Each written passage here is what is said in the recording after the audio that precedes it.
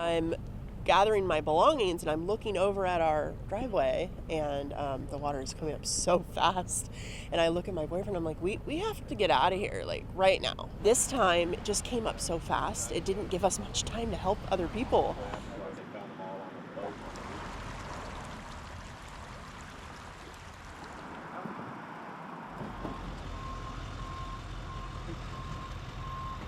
So this was record-setting rainfall totals for 3 days here in Sonoma County. That we have never seen this kind of thing in anybody's recorded experience, and certainly in my personal experience, this is by far the most rain in a short period of time that we've had.